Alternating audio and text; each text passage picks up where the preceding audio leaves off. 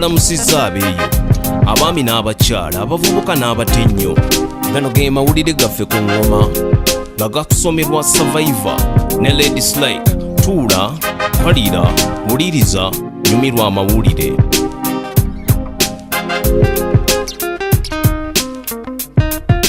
Obusobozi bw'amasanga g'enjovu obukolebwa mu bubba bugezesezza ebitongole ebikuuma ensolo ku Semazinga Africa. Uganda y'emu ku nsi gye bafunamu obwangu nga beeyambisa ebibira by'ensi ya Congo ebikwafu. Ekisaawe ky'ennyonyi Entebbe nalyo lyafuuse ekkubo. Amasanga gye gayita okutuuka mu nsi za Semazinga Asia 10. Abavunaanyizibwa bagamba nti kizibu okukwata bano abampembe abeekobaana n'abakulu nga bakozesa enkola ey'omulembe. Waliyo emigugu gy'amasanga gye bakwata nga gyolekera Bulaaya nga giva mu tterekero lya gavumenti luva okwaya. Abakozi ba Uganda Wildlife Authority 5 ne bayimirizibwa olw'ensonga yeekuusa ku masanga gano agabbibwa. Obutabaawo okulawuna kwa muggundu kukireesa emitawaana ekireetedde abampembe bano okwegazaanya. Naye kati kino ekitongole ky'ebisolo kitendesa abasirikale abawera okukuuma ebisolo n'okulawuna ensalosalo obutaweera. Etteeka erikwata ku nsolo z'omu nsiko eryayanjuddwa mu lukiiko olukulu lyakusiba akukusa ensolo emyaka 2 bweddu. Oba okumuweesa engassa eya ssente ezijja mu byakukusa kubanga amateeka amanafu gabadde tegakyagasa. Ekibonerezo ky'engassi ey'akakadde ka siringisi kusiisitira bano ababbi abakola obuwanana bw'ensimbi. Abazigu bano basensedde ebisolo amakulu ebya Semazinga Africa okusobola okumatiza ebyetaago by'akatale ka Semazinga Asia. Muliraano waffe Tanzania yayisizza etteeka eppya erisikambudde omukono gw'abagwira mu kibya. Lino etteeka likugira amakampuni okukozesa abagwira nga tebannakakasa nti teri mu Tanzania asobola. Munnansi waba omuyivu ng'alina obumanyirivu obumala lwaki ate omugwira bwe batera okwettanira. Abalabira ewala bagamba kino kizza ekitundu emabega ng'ate ffenna tubadde tutambulira wamu ng'obuliga. Naye lino etteeka lyandiremesa abasuubuzi okwetaaya n'okugootaanya enkolagana ku muliraano gwa Tanzania. Abamu ku babaka ba paalamenti baavuddemu omwasi nga bagamba etteeka ligenda okukosa ebyenfuna by'ensi. Etteeka liyise nga banaatera okugenda mu kulonda. Abakugu bakayise kanyeeba ke bategedde mu kasonda. Kya bulijjo abakulembeze okunoonya kye beekwasa nga basongamu abo bonna be bagamba ababalemesa. Bayinza okubavunaana okusomba ebirwadde ebya buli kika n'okuleetawo ebbula ly'emirimu oba ery'amafuta. Naye ng'ono katemba wa byabufuzi gwe bazannya. Twetaaga bannayuganda okukolerako mu Tanzania ng'Abanyarwanda n'Abannakenya bwe bakolera mu Uganda. Abantu abali awamu si bangu baakuyuuya. Tunuulira ensi ya Amerika oba ensi z'e Bulaaya. Naye Uganda ne banne ku muliraano beetaaga okukolagana kubanga omukago gwabwe guli mu lusuubo olunyegenya okutya bwe bakuteeka mu mitima gy'abannansi. Tekibatwalira bbanga ddene kukyusa langi. Ekitundu ekibadde n'emirembe gakifuuka kya mirerembe. Ekirooto ky'okuba obumu ne kifuuyibwa mu ng'ombe. Bagamba teri kisinga mukwano gwa maama. Omusasi waffe MC Loy kabitwanjulire. Lelo si lunaku lwa maama naye nga buli lukya tulina okujaganya ku lwa maama.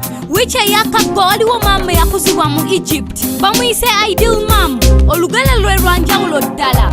Luno olugele lwa Sisa Abdul olutuufu era lwewuunyisa. Kye yakolera muwala we tekikkirizika. Ono omukyala emyaka 43 egiyise yafiira bbaawe era yali lubuto. Ono namwandu bw'atyo yasigala n'omwana. Tekyali kyangu mu nsonga z'okumulabirira. Edda ennyo abasajja be bagendanga okunoonyeza amagala eddiba. Bw'atyo nayiiya ng'ayambala ng'omusajja ng'agenda okukola. Ono yakuba buloka era ng'akuba n'engatto ku street. Oluvannyuma ne muwala we yafumbirwa. Naye bba wa muwala we n'alwala nga takyasobola kubalabirira.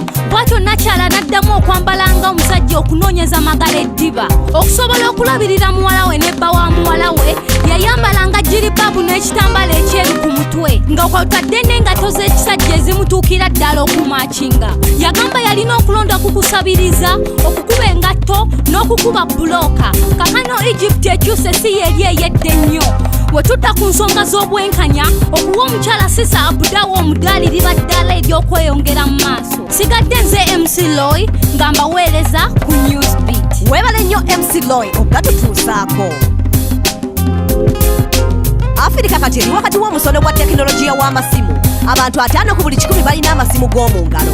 Mu 2000 omuntu omu ku buli 10 ye yali alina akasimu k'omu ngalo. Okunoonyereza kulaga nti omuwendo gwa kulinnya okutuuka ku bantu 8 ku buli 10. Abavuganya n'enkola basaba bantu 3 mu 5 mu Africa ng'era bavuganya kwani asinga okutuuka bifo ebisinga.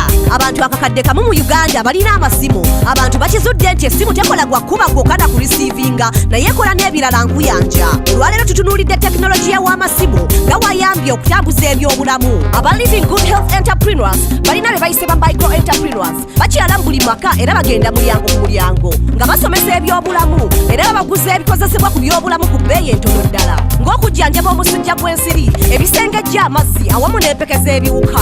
Amasimu gakozesebwa okutambuza eno enkola. Kino ekizibu bakirekera ab'ebyobulamu okigonjoola. Ba agenti bakozesa amasimu okuwandiisa n'okulaba ab'embuto okujjanjaba endwadde mu baana n'ebizibu ebigwa tebiraze. Bano baweereza zi message eri bakasitoma baabwe buli wiiki era bayigiriza abantu empisa z'endwadde n'engeri y'okwejjanjaba. Balina kye bayise on call health worker system abantu gye basobola okuweereza obubaka kiro na misana.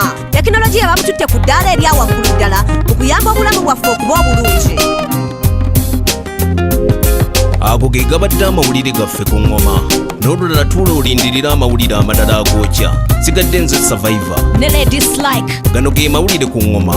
Wulira amawulire, tuula, kalira, wuliriza, goberera okuva mu studio paka ku street. Ge mawulire. Goberera engoma, goberera engoma, goberera engoma. Goberera engoma. Goberera engoma, goberera engoma, goberera engoma. Goberera engoma.